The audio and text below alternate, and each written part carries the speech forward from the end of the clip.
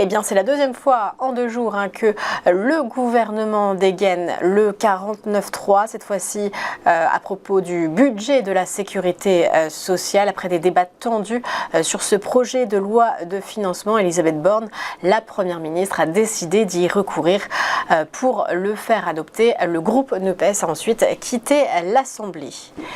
Les derniers résultats du luxe sont tombés hier et pour Hermès, un chiffre d'affaires en hausse impressionnant de 24% à paramètre constant pour le 3e trimestre. Depuis le début de l'année, le groupe de luxe totalise des ventes d'un montant de 8,6 milliards d'euros. Le groupe se dit confiant pour la fin 2022 et ne voit pas de signe de ralentissement. Hermès attend à augmenter ses prix de l'ordre de 5 à 10% selon les régions.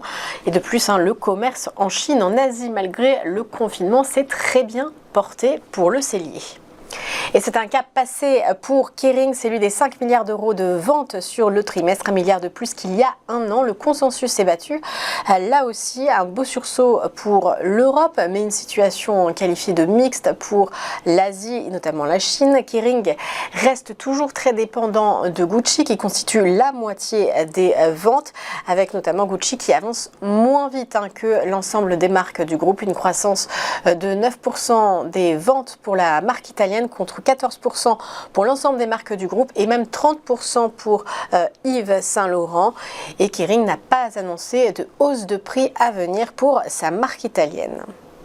Et du côté des marchés financiers, c'était une hausse hier sur le CAC 40, plus 0,7%. On est revenu à 6086 points. Mais c'était finalement une baisse du côté de Wall Street après pourtant avoir évolué une bonne partie de la séance dans le vert.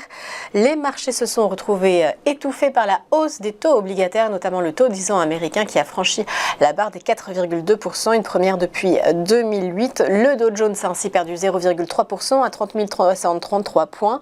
Le Nasdaq Composite 0,6%, 10 614 points. Et le S&P 500 moins 0,8% à 3 665 points. Et ce matin, la tendance baissière continue du côté de l'Asie avec le Nikkei qui s'enfonce de 0,4% en clôture.